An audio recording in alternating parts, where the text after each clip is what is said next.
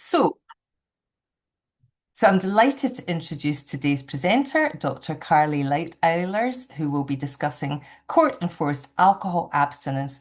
Does it reduce reoffending? A really important and live issue, which we're all really looking forward to hearing from. So, Dr. Lightowlers is a reader in criminology at the University of Liverpool. Her research primarily makes use of secondary data sources and quantitative methods to study alcohol-related crime, the processing of such cases through the courts, as well as the unequal distribution of associated harm. And today, Carly's going to talk about alcohol tagging technology, which has been adopted in England and Wales, and the use of alcohol treatment or abstinence requirements in community sentences where alcohol has played a role in the person's offending. Carly's going to describe this in the context of research, which examines whether these court orders reduce reoffending. So I'm sure this will stimulate a lot of questions and debate, but without further ado, I'd like to hand over to Carly. Thanks, Carly. Thank you very much, Carol. I'll just get my slides up and running and make sure that we can see those. Are they up? Couple of nods, so I'll assume we're good to go.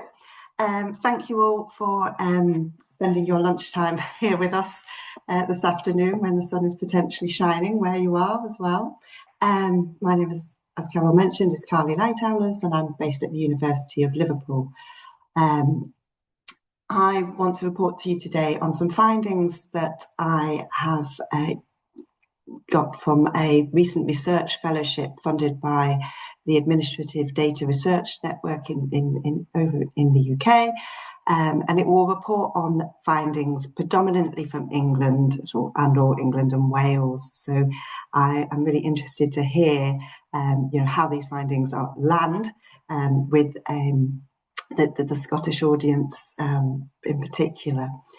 So this is an initiative that's funded by the Economic Social Research Council, and I used administrative, probation and court data for this work. So this is just a slide to acknowledge the funder, the Economic and Social Research Council, and to just say that these in no way represent official government statistics, nor do they necessarily imply the endorsement of the data owners, which would be Her Majesty's Courts and Tribunals Service and the Ministry of Justice in this case. They are the data owners, but not necessarily endorsing the findings per se. So a little bit of background. It probably doesn't need stating, but it is the case that alcohol is implicated in many crimes, especially those of interpersonal violence. And courts are thus tasked with dealing with those sorts of cases. So a lot of cases that do involve alcohol intoxication in some way. And over here in England and Wales, the probation are then tasked with supervising those offenders that have alcohol needs, criminogenic alcohol needs. I know, as I attended also the symposium on alcohol injustice, that in Scotland there is a keen interest in alcohol problems and how best to support people with alcohol needs through the criminal justice system. And so, as I say, I know that in Scotland there hasn't yet been an uptake of alcohol tagging technology in that setting, but over here in England and Wales we have. But I do also recognise that there was a lot of preliminary work that went on in Scotland, sort of exploring the potential of that kind of technology, but ultimately it hasn't been adopted as yet. So over here in England and Wales, where I'm based, where there are criminal court cases where a defendant has had alcohol consumption play a role in their offending, courts have two possible orders that they can attach to a sentence that's served in the community. So either to a community order or to a suspended sentence order. And those are called the alcohol treatment requirement, and I believe you have something very similar in the Scottish context. In any case, where those who are dependent upon alcohol are given a requirement to attend alcohol treatment as part of their sentence. And the second is what we call an alcohol abstinence monitoring requirement. And effectively that imposes a requirement as part of the sentence that the then convicted offender remain abstinent from alcohol for up to 120 days as part of their order. Now, this is targeted at those that are non-dependent on drinking alcohol, given the health implications of asking someone that's dependent to abstain. So it's targeted at what perhaps we might, in inverted commas, term like non-dependent drinkers, or kind of in inverted commas recreational drinkers that might be causing the court some concern, or might be coming back before the courts more than once. And the requirement to abstain for up to 120 days is backed up with electronic monitoring technology, which is essentially more colloquially called as a sort of alcohol tag, which monitors the person's sweat approximately every 30 minutes to detect whether or not alcohol has been consumed, and pings that data back to a central hub where the database is held, and where probation obviously can also access that kind of information. So it's interesting to note that in England and Wales, there's high levels of compliance that have been evidenced thus far in pilot valuations about people complying with that second order where they've been given a tag. They tend to abstain for the up to 120 days, where the court is basically breathing down that person's neck and monitoring them. So it does seem that, on the whole, people do tend to comply. We may or may not find that, reasonable, obvious, given the context. And it's not part of this study because it was rolled out more recently, but the technology is now also used for prison leavers in the England and Welsh context. So where someone is released from prison on licence, should they be believed to have still a problem that might be linked to their offending concerning alcohol, then they might also be given a tag on release from prison. So there's a widespread interest in the technology, and there's a widespread appetite politically to use said technology in criminal justice settings. As I say, and a lot of the kind of wider rollout has been based on the fact that there's been this, this evidence level of high levels of compliance with the abstinence order. But it didn't particularly look at whether or not the alcohol tags were reducing reoffending. And arguably, in a criminal justice setting, that perhaps is the primary reason that they might have been introduced in the first place. We can debate that later. That might not be just the only reason, but it might be the primary reason. If we take that as our starting point, it would be interesting to know whether or not these things are having an impact on the offending. So this study in particular harnessed administrative court and probation data in England and Wales to assess the profile of people that were issued with alcohol treatment requirements and with alcohol abstinence requirements, and for whom this was essentially effective. It looked at different research questions, but took as its starting point these sort of three key hypotheses that we'll look at here. The first hypothesis was that, okay, if alcohol is linked to the offending, if you reduce the alcohol, perhaps you reduce the offending. So the first hypothesis is that we might expect to see both the alcohol treatment and the abstinence requirement be associated with lower rates of reoffending.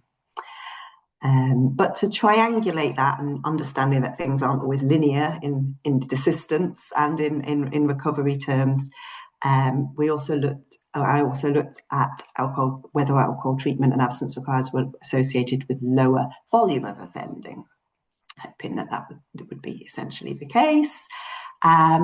and or whether or not they would be associated with maybe a longer time till the next offence compared to those that weren't engaged in either treatment or an abstinence requirement. So they might have longer durations until they perhaps offend again. So this is just a little bit about the data. Essentially, the time span that was looked at ran from, the data ran from January 2014 to December 2020. And once I'd linked the probation and the court data, which was no easy task, I'm not going to lie, there were over 1 million records within the data, and that related to nearly 650 unique person events, so acknowledging that somebody might come back before the court more than once. And that was, of course, as we can see here, the case. People maybe repeat attenders. And then we looked at whether or not having received an alcohol treatment requirement and separately having received an alcohol abstinence requirement might impact upon reoffending prevalence, incidence, or duration until any reoffence. And we used a couple of different modelling techniques. For those who are interested in that, we used a negative binomial regression, as well as something called event history analysis, or sometimes known as survival analysis, to look at that. What did we find? I'll speak about the requirement with the tag. So that's the alcohol abstinence monitoring requirement that asks somebody to abstain for up to 120 days, and they're tagged. We had about 2,000 cases where that was applied in someone's sentence. And for the most part, those were successfully completed. So people tended to comply, and they tended to get to the end of that requirement in sort of nearly 8 in 10 cases. I have just put a little interesting finding that I found interesting, that those serving sentences for theft offences were less likely to successfully complete that, and we'll perhaps come back to that later. These kind of requirements were mostly used for summary, so low-level offences, both motoring and non-motoring offences where alcohol may have played a part. And they were more likely to be used in what I've called here alcohol-defined offences compared to those that weren't alcohol-defined. And I use the term alcohol-defined, which is a bit curious, I suppose, because we often talk about alcohol-related violence and alcohol-related crime, and I would agree that that's the more interesting thing. A lot of crimes might be alcohol-related, such as violence, but they're not legally defined as such, whereas drunk driving is defined by the presence of alcohol. And in police data, in a lot of criminal justice data, there is no reliable indicator as to whether or not an offence is in fact related to alcohol, and in some cases that's quite a subjective assessment as well, especially where drugs might also play a role. So in this case, I was able to search all the offence descriptions and pull out, using an algorithm, those that featured mention of alcohol. So this might be like drink driving, or being in charge of an aircraft whilst under the influence, all of those sorts of things. But it won't have necessarily pulled out all those other things that might be alcohol related, such as your assaults, your grievous bodily harm, those sorts of things. So it's likely that it's an underestimate. In the modelling, what was found was essentially that those who were in receipt of the alcohol abstinence monitoring requirement and tagged were associated with a lower prevalence of reoffending. So they had a third lower risk of committing a further offence. And that was operationalised by that person coming before the court again, either for a breach of their sentence, which may have been they drank alcohol in this case, or for a further offence, a completely separate offence, so they'd also done something else that came before, which may or may not have been alcohol related. Okay, so it won't again capture if they were apprehended by the police but not sent to court and not convicted. So those with the alcohol abstinence monitoring requirement were also associated with lower rates of reoffending. So they had fewer cases of further offences. But there was no particular difference in the time that elapsed between those that were tagged and those that didn't if they reoffended. So on the face of it, that shows some sort of very promising results for the alcohol abstinence monitoring requirement and for that technology in this particular case, and we can discuss what that means later. But I'll turn then to the alcohol treatment requirement, which has been around for a lot longer, I should add, but is also kind of more onerous in the sense that it runs for longer as well. So it can run for up to 3 years as part of a community sentence. So we see here that many more cases received an alcohol treatment requirement. That is, a feature of the fact that it's also been around for longer within that time. It's nationally available during that study period, and so people are more, used to, the courts are used to using it. They've been able to use it for longer, and we see a lower completion rate when it comes to the alcohol treatment requirement. Again, they are longer, they are more onerous, so I don't think that is, in any way such a surprise. And those serving sentences for public order and theft offences were slightly less likely to succeed in completing that as well. Once more, the alcohol treatment requirement was used mostly for kind of the lower level offences, your summary motoring and non-motoring offences, as well as theft and violence, which is kind of a broad category. And alcohol treatment requirements were quite understandably more likely to be used for alcohol-defined offences in sentencing alcohol-defined offences. What then of the model results? It was counter to the initial hypothesis that we found those in receipt of an alcohol treatment requirement actually had a higher risk of reoffending than those who did not. And they were associated with higher rates of reoffending as well. And again, counter to the sort of predicted direction, they had shorter durations to the next offence as well. So again, these findings are less promising on the face of it about how alcohol treatment requirements are working in this context. So there may be many reasons for that, and we can explore that, and there may be subtle variations within these results as well. But they do mirror some other results recently in the English and Welsh context, looking at treatment data that suggest they're not working perhaps as well as intended. So I suppose it depends on your definition of success, whether or not someone's, complied, whether or not these things are worthwhile. So there's, of course, in the probation context, a difference that we might want to explore in our discussion around formal compliance and substantive compliance. I mentioned previously that in terms of the alcohol tag, people tended to abstain from alcohol whilst they were tagged, whilst they were being monitored, whilst they knew the court was watching, so to speak. And that denotes, formal compliance with the order. They are doing what they have to do to get to the end of that and the tag be removed, so to speak.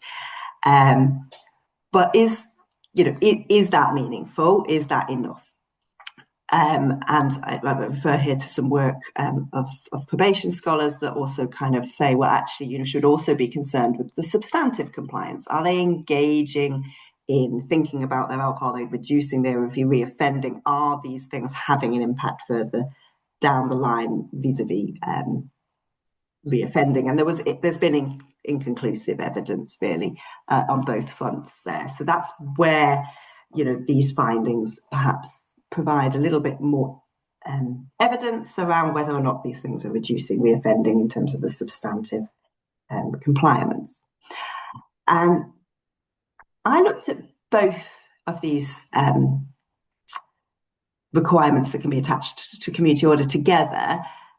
Previously, they've not been considered together in any one study, perhaps because the ethos of the two different requirements is quite different. But I think that in itself is quite interesting because that comprises the suite of things that are available to the courts to attach to people. So I think they do. I think they speak to very different purposes of punishment and sentencing. I think politically, as the alcohol abstinence monitoring requirement, the alcohol tag, was conceived in England and Wales, was primarily as an extra layer of punishment for those people who were drinking, in inverted commas, irresponsibly, causing nuisance. They get that extra slap on the wrist, and essentially they were told they would not be able to drink. And I think that's where that's the sort of origins of how we saw it manifest in policy. I'm not seeing it since then. There's been a lot of pilot studies that come out that have said actually, the way in which probation are using it is a lot more kind of innovative. In fact, they're using it as a tool to, take a break from the drink, get someone to take a break from their drinking, and then perhaps engage them more in the probation work and get them to reflect on things. And arguably that would be a good thing. I suppose what would be interesting to know more about is that still happening at the rate at which they are being applied and being rolled out? Because obviously, as more people are tagged, capacity of probation to do that work might be diminished, and the quality of that dialogue and intervention may effectively be reduced. So it would be interesting to know that. Of course, my data don't tell me the answer to that, but I think it's a pertinent policy consideration moving forward, because obviously there is an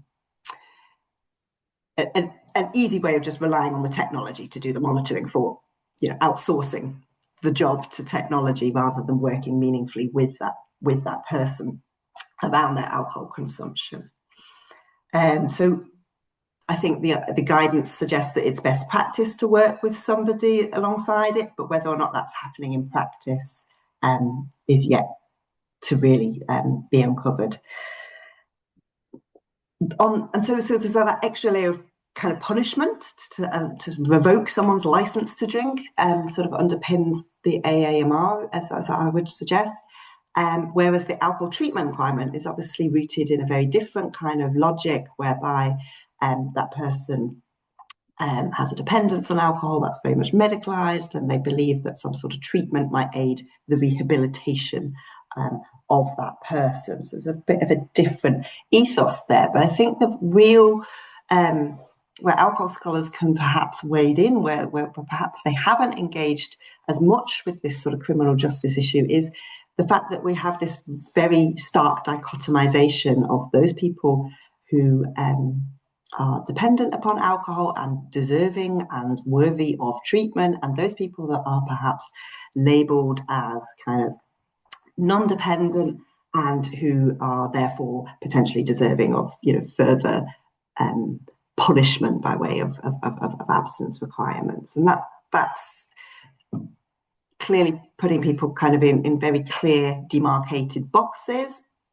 with the idea that those two things never blur and that those two things are in fact distinct.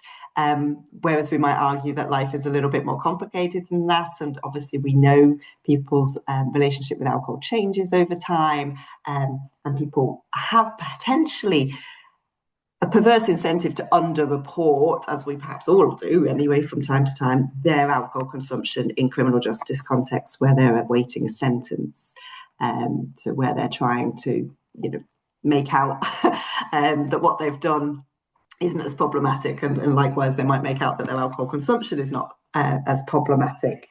There might be instances where we are perhaps setting up people to fail in issuing them an alcohol abstinence requirement, where their drinking is kind of borderline dependency that might be more challenging to manage.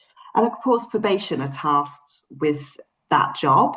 And I'm not sure to the extent to which somebody clinically trained gets involved. Certainly, the judge or the magistrates in the criminal courts are not, and they essentially have the say as to whether or not these requirements get imposed. Of course, they rely heavily on recommendations from probation, who also liaise with treatment providers.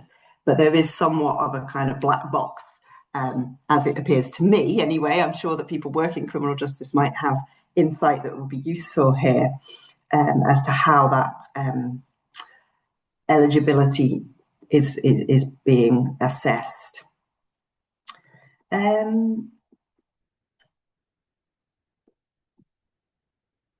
Let me just catch up with myself.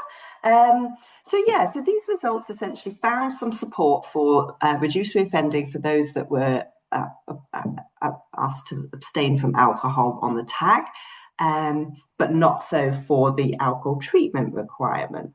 And that's interesting because that then raises questions around whether or not the alcohol treatment requirement is worth kind of still continuing from a reducing reoffending perspective. But of course, the criminal justice system may well be the first chance anyone gets to work with alcohol treatment providers. It's almost like they have to get to that crisis point to be able to be referred and to be eligible to receive treatment, which is not an ideal situation, but is perhaps somewhat of a reality. And I just want to perhaps issue a bit of caution around the kind of the findings here around the alcohol tagging, and whilst they look, promising in terms of reducing reoffending, the data period that I had very much spanned the kind of piloting of this in several different locations. This was before it was rolled out nationally, and I suspect we can all agree that where things are piloted, they're kind of intentionally resourced, well bought into. People might be doing that additional work with the people that are on the tags, but as it rolls out nationally, as it grows, as it gets expanded, sometimes perhaps that kind of level of support that might accompany it might be diluted in some way. I'm going to skip that slide and just talk about some of the very real but very unavoidable limitations associated with the study. Of course, these administrative data are captured for the purpose of running our criminal justice system. They're not captured for the purpose of this particular research study and all the sort of interesting questions we might want to probe as a result of it. I mentioned previously the study period, which basically captures many of the different pilot sites where these tags were rolled out, but not since then what's happened in the national rollout, which would be interesting to study further. Here I've talked about measures of success in terms of outcomes, and of course the reoffending measure that I used is whether or not someone returned to court for a further offence or for a breach of their order. It doesn't obviously capture whether or not they really did reoffend, because many offences are not detected and not brought to the court's attention. And there may be things that I was unable to control for. So here I'm able to control for several different covariates, including the person's age, gender, their socioeconomic status by a deprivation measure, the type of offence that they had perpetrated, all those sorts of things. But there may well be other known covariates that we're unable to detect. And I would argue that homelessness is perhaps an important one here. And again, that perhaps links back to the fact we found, an acquisitive crime profile, those thefts. People were more likely to succeed on some of these orders where they were associated with acquisitive crimes, and that might play into wider issues of employment and accommodation issues that, again, just not captured in any level of fullness here. But I do think that the findings are a starting point, let's say, for conversation, and they perhaps encourage us to reflect on what the purpose of these court interventions should be, what they are being used for in practice, and how we might think of whether or not we consider them effective, which can, of course, be harm reduction reasons. It could be engaging people in treatment, all of those things. But I suspect that in the English and Welsh context, where there's limited resources, where the Ministry of Justice are concerned, that their interest will be about whether or not it reduces reoffending. And perhaps some of those softer outcomes are perhaps less up their list of priorities, potentially. So I've just suggested a few different things that it'd be useful to evaluate the national rollout of the alcohol abstinence monitoring requirement. As yet, the government haven't done that. I think that would also be useful to look at that prison levers, because obviously the technology is rolling out faster than the research evidence.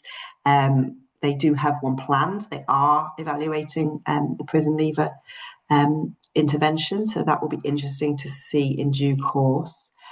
But I suppose what I would want personally, off the back of these findings to happen is like a bit of a review of the policy directives and the practice protocols around how people are trained and who is assessing the eligibility for some of these requirements, and how we might, again, think beyond just this dichotomization of the non-dependent and the dependent drinker, and having two very different approaches as well for dealing with those. One that's more punitive and one that's more rehabilitative. So it's really passing out kind of who is deserving of more punishment and who's deserving of help.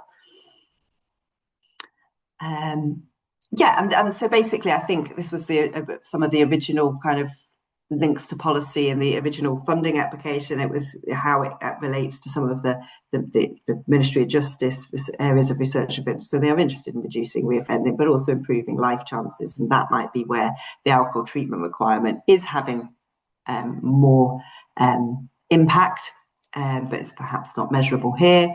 And it also speaks to what the courts have available to them and whether they have confidence in the different alcohol-related requirements that they can use and that they can attach to somebody's sentence.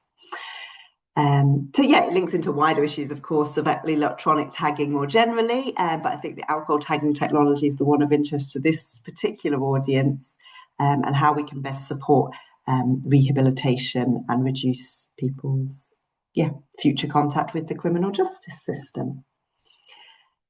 So I think that's the end of the formal findings, so to speak. It's a contentious topic, I suspect. So it'll be interesting to hear people's thoughts, opinions, views, and get some questions. Fantastic. Thank you so much, Carly. Can you shut down your presentation and then we can see the assembled people? Fantastic. Really, really interesting.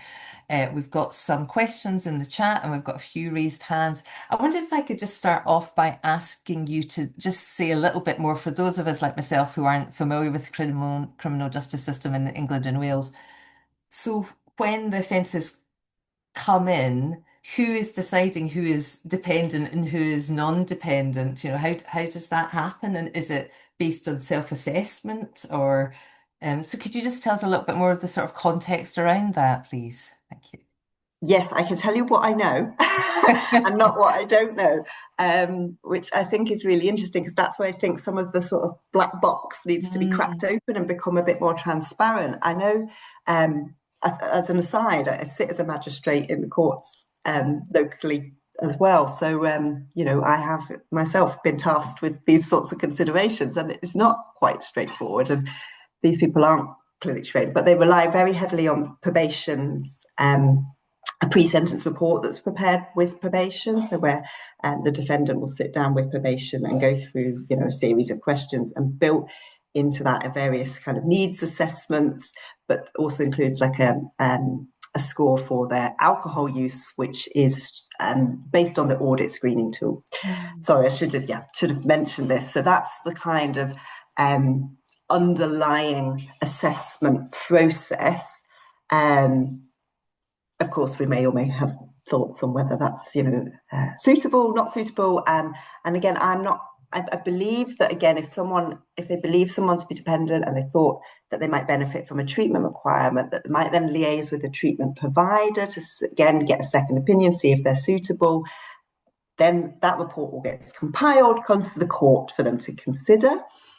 Whether that's all happening every time and to the extent that it ought to be, I genuinely don't know. And maybe some of our audience members might actually be able to plug some of that gap, because it seems to me that the court, for one, who get the say, essentially, they are not in any way clinically trained or able to make that assessment themselves. They are reliant on other information, and that's where that other information can or cannot be relied upon well. Yeah. Thank you. We might come to that later on. I'm sure there's people in the room with more experience.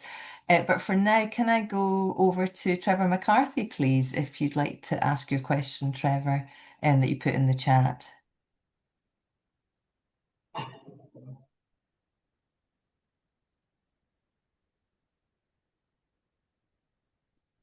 Might be on mute.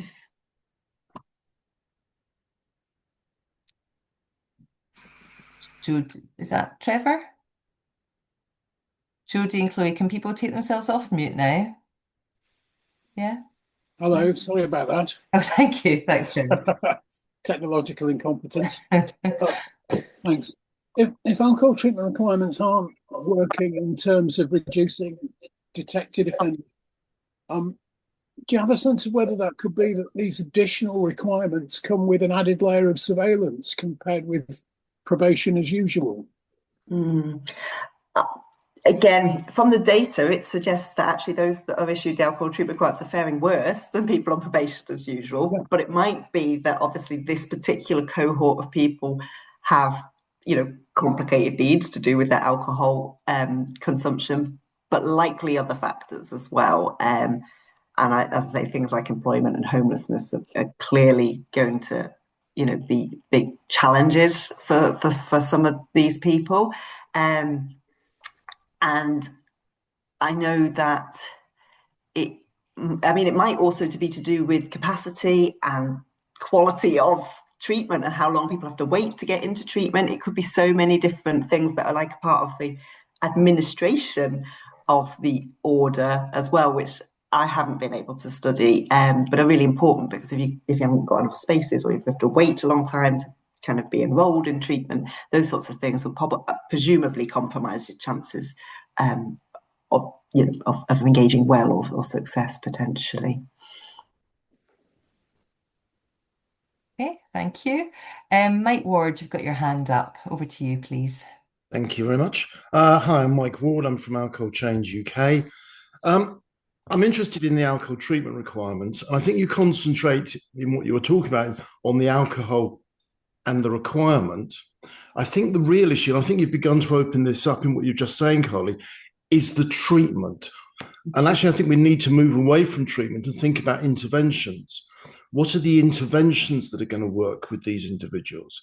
Because by and large, these individuals will already be treatment resistant. The fact that they're having to have a requirement probably means that they have not engaged with treatment in the past, or have found it difficult to engage with treatment in the past. And therefore, just requiring them to do that may not work. And what they may need is more bridging work.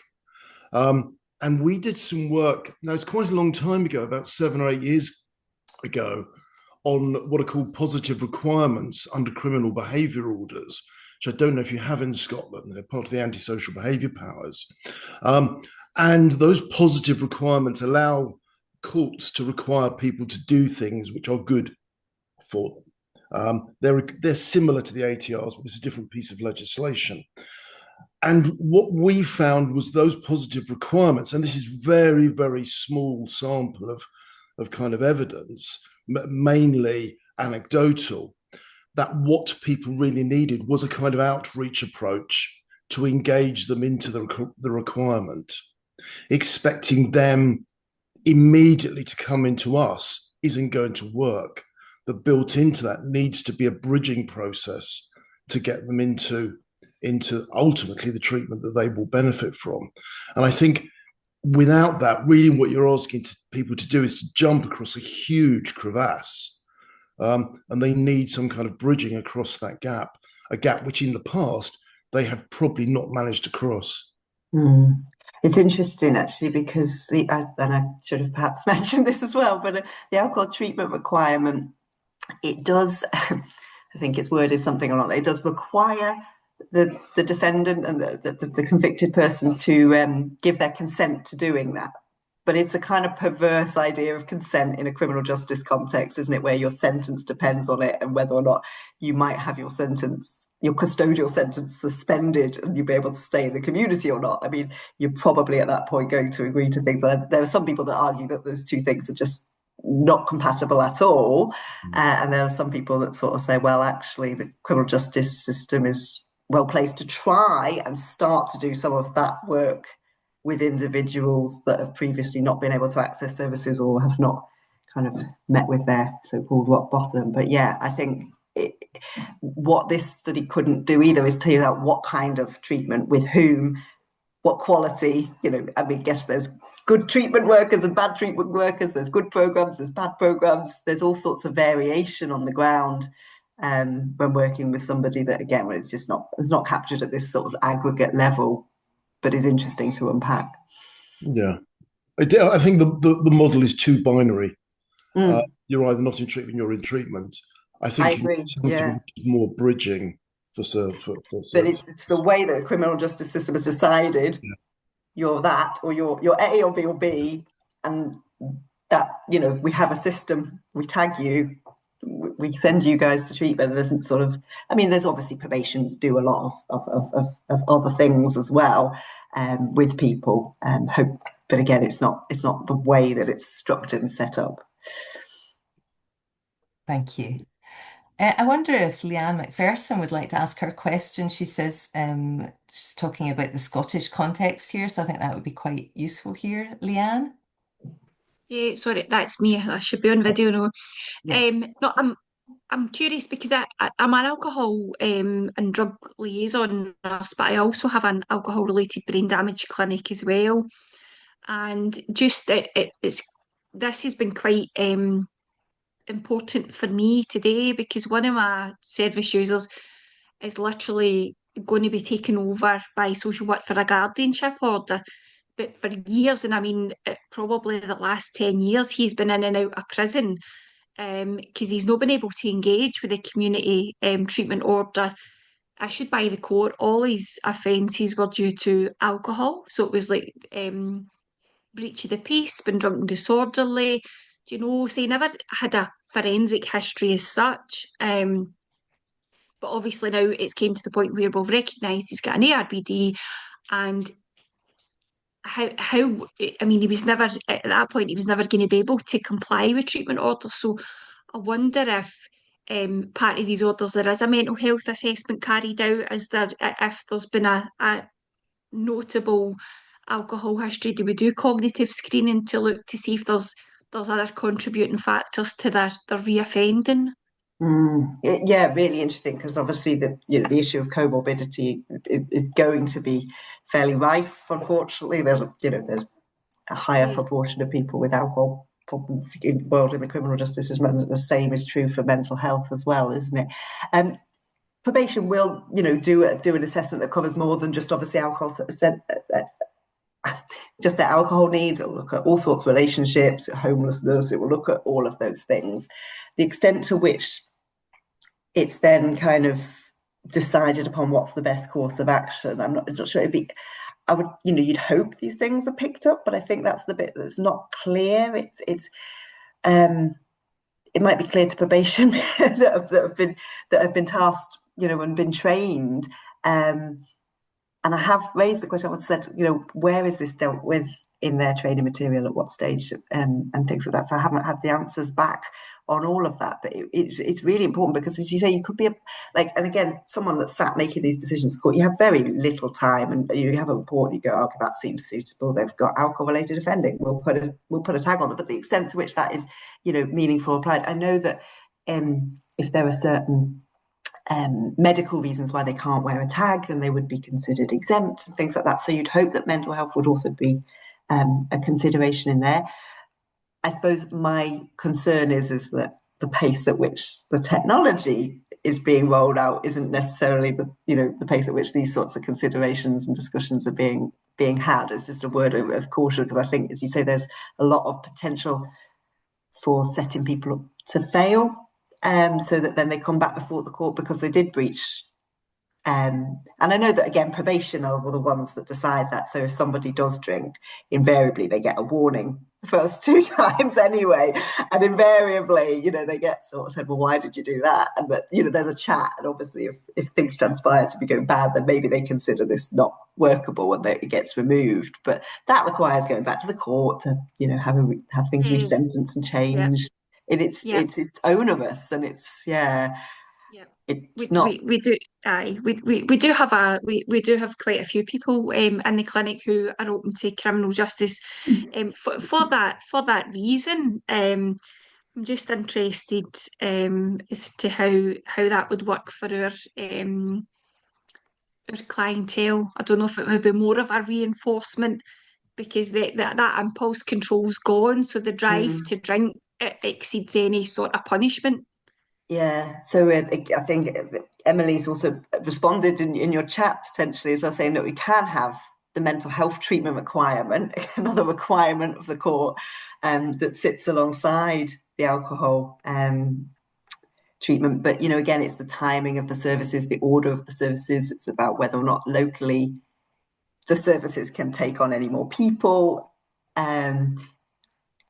I think whilst there might be a delay in slapping a tag on someone, you probably only have to wait a couple of days for that to resolve itself, rather than, months down the line before someone starts, working with treatment services and things like that potentially.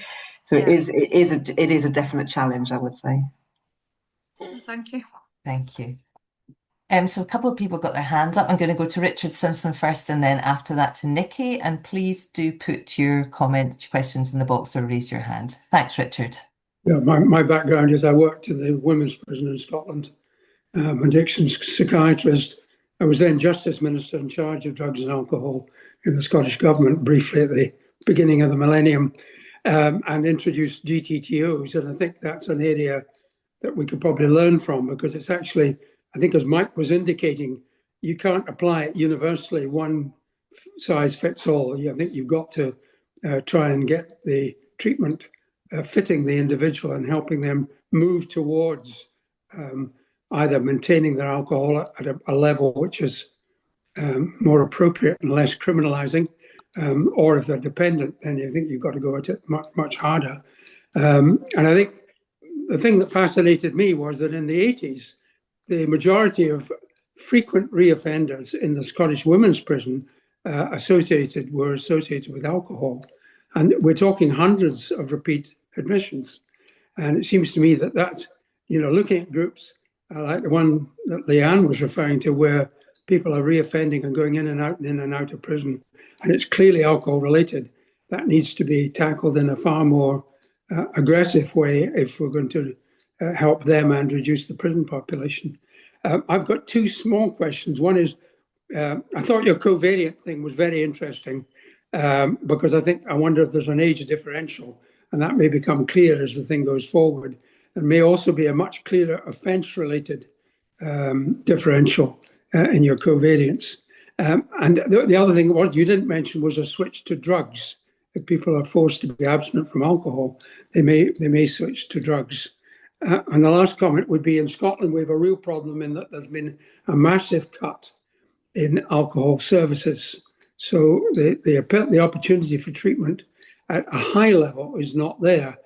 I think we need to be using health psychologists, which are a relatively new breed of psychologists who deal with behavior change. We need to be using them far more within the probation service to try and tackle these issues, because they will be, I think, very helpful.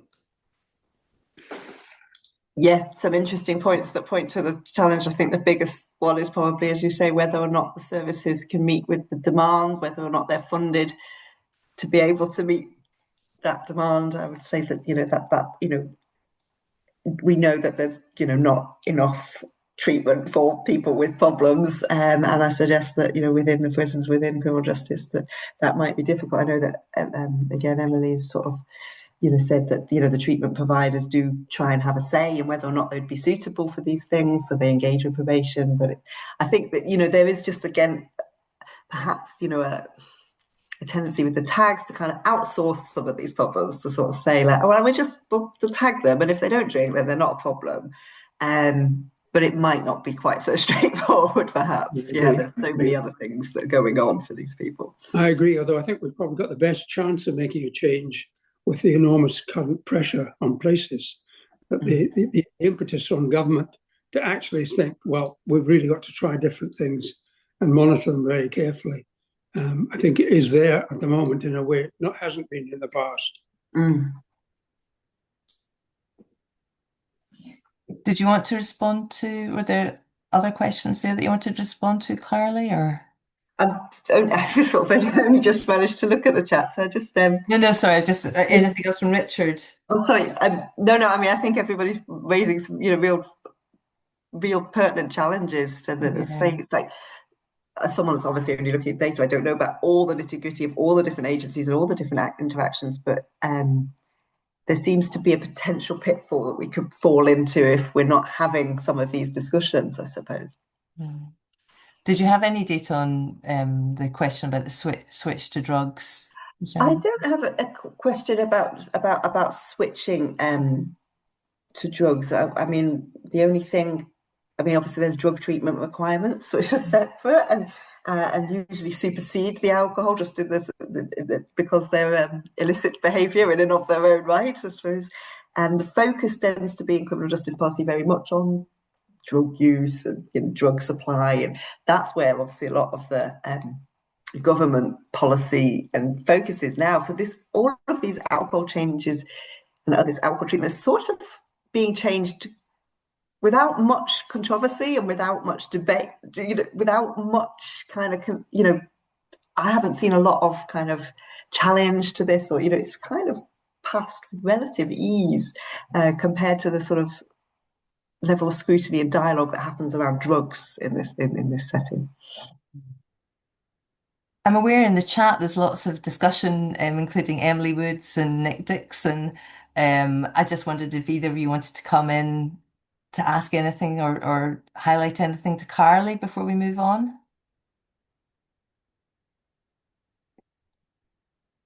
Yeah, I have to say that you both have clearly much more applied experience in how it works in kind of that dialogue. I'd be interested to know whether I can try, but I'm in appropriately quite a noisy managed. office. Apologise if there's background noise. So I work, I'm a team leader for the criminal justice team that work in CGL, which is the drug and alcohol service that I'm in. So that's in Norwich. So not Scotland. So it might be completely different. But as I say, in terms of there's certain things that we do have, which is like court liaisons. So obviously people that are in the courts assessing whether or not it's appropriate for treatment in terms of those conversations people have had around capacity or potentially it not being suitable right now. It's not to say that it's never, it's maybe just for right now at this moment in time. A big thing I'm aware of is that we have complex needs workers within CGL, so people that work with those with mental health, and a big question I ask is their mental health more important right now, and what needs to be the focus, because I don't want to take them away from a service that's working really well to sit under a criminal justice service when their main thing at the moment is that mental health requirement or anything like that. So I suppose being able to be in the court and actually get a fuller picture is what's helping the individual the most at the moment, I think, realistically, because it's supposed to be helpful. And like you say, the consent thing exists. We get well, you've consigned this. And they're gone, well, yeah, I have, because if not, I was going to prison. And you go, yeah, fair enough. Okay, I get it. But they have agreed to it. And so it's making it as suitable as we can for the right people. So, yeah, I think that's really helped. The court liaison stuff's really been important in this. Yeah. And do you get people where that has been the case? That again, it makes it harder for you guys, I guess, where people have sort of said, yes, I'll do that. And then when they turn up, they're not so keen. 1 out of 4, 5. Realistically, yeah, it's quite common. But I think actually, for me, if they're saying yes in that time, there's still something there. Do you know what I mean? There's something to work with in terms of they clearly don't want to go to prison. So what's stopping you from wanting to go to prison? Let's have that conversation. Let's prevent that in the future and trying to use that a bit better. So. Thank you. I'm aware, Nikki at Glasgow Council for Alcohol, you've had your hand up for a while. Have you got a question that you'd like to ask Carly? I can see Uh, this in the yeah, chat. yeah, I put it in the chat. So I manage the counselling service at GCA, and it's specifically alcohol counselling. We get quite a few people from criminal justice with with court orders to attend, but of course they don't always attend, and then it's a matter of liaising with their criminal justice social worker. But I know you've been speaking about treatments. I don't know if you have this information, but is there types of treatments that maybe have proven to be more beneficial than others, or have led to less reoffending than others? No, unfortunately, the data just don't, that it's like government level data that just capture the court and the probation, the order that was imposed, and not, like, as you say, the level of the type of intervention, how many sessions, whether it was residential or even non-residential, isn't even detailed there. So it's really hard to disentangle that, because of course there's lots of good work and then there might be some average work. It could be very variable on the ground, couldn't it? And as you say, some things might work better than others. Some places might be doing it better than others, and we just can't really tell. That's great, thank you. Thank you. Christopher Oldroyd, you've got a question in the chat, if you'd like to ask that, please. Sure, yeah. Thanks for a really interesting talk. I'm a hepatologist down in Cambridge, and really interested in these tags as a health intervention as well. I mean, outside the criminal justice system. So lots of questions around that, and kind of how they're funded in this setting, but maybe not in others. But maybe an easier one about the data was just about your reoffending numbers. And is that just during the time that they're under this order or wearing the tag, or have you looked at, their reoffense rates after they stop wearing the tag? So it could have also been after. So the way in which I did it is like any reoffence within the study period from being tagged from day one. So it could have been on day 240, or it could have been within the 120 days that they went off and did something they shouldn't have and came back before the court. So it was done as a survival analysis. So it just looked at the time elapsed. So your cutoff was 240 days, was it, in terms of follow-up? I'd have to double check the exact length of time. So it's January 2014 so it's 6-year period, essentially. Okay. Whether or not they came back before the 6-year period was over, but somebody might have been tagged later on. So they might have so the median follow-up would be kind of different for each patient. They're not followed. Yeah. They're not all followed equally as long, but that's adjusted for in the modelling. Yeah. Does that make sense? Yeah, that's very helpful. Thanks. But it's interesting to think about the health intervention, because again, I think the way that it was intended and the way in which the probation are using it, they're kind of using it as a sort of like, we have somebody now who's abstinent and can now think about think about their relationship with alcohol, think about their relationship with their family partners, whoever they live with, for whom that also becomes challenging. So I think, there were some interesting conversations to be had about its utility wider. Thanks. The fact that it's, as you say, rolled out in criminal justice at pace and not necessarily in other settings is very interesting as well, and tells us a little bit, I think, in its own right. Thank you, Carly. I also wanted to ask if your findings, just when Richard was talking about women in the prisons in Scotland, were your findings the same for men and women? Were there any differences there? Oh, I would have to go back and double check, but it's the case that I mean, the rate at which women come before the courts is far lower to start with, and then we only have the 2,000 alcohol tags. So I suspect it's just a low number of women in that cohort. But we do also know that the women that do come before the courts do have a high level of alcohol need, and are often and drugs as well, and so often kind of finding difficult relationships with alcohol and drugs, and so that is really important, because they're actually, those rates are often higher than men to begin with. I don't recall any salient differences here. I would have to go back. Sorry. Thank you. And I guess my other question was, you've talked about there's obviously lots of strengths, and the size of the data set you're looking at is really compelling, but also the limitations. So is there any qualitative data, interviews with people who try to get the system to work, or people that are affected by these interventions? Yeah, so other studies, obviously not my study, so previous pilot evaluations have done that, noting that they're obviously commissioned by the people that are rolling out policies. There's a little caveat there as well. I've spoken to individuals that have been subject to the tagging devices and things like that, and I think from my reading of that, they have focused very much on success stories where people have said, this is great, this has held me accountable, this has changed my life, it's wonderful. I haven't touched a drop of alcohol since. And those are the ones that featured in the press stories as well, around, these measures having been introduced and heralded as a success. And I don't think there's been any sort of rigorous academic research in that sense. But the pilot evaluations tend to focus on people's feedback in terms of the wearability of the device. So there's gendered findings there in terms of like clothing. They're bulky.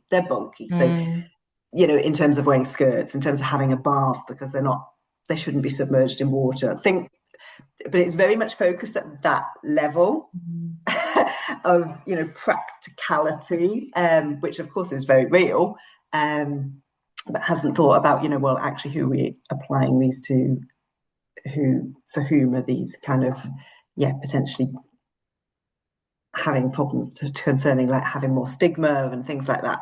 That hasn't really been explored a great deal. I'd say it sort of sits at quite a surface level analysis and consideration at the moment.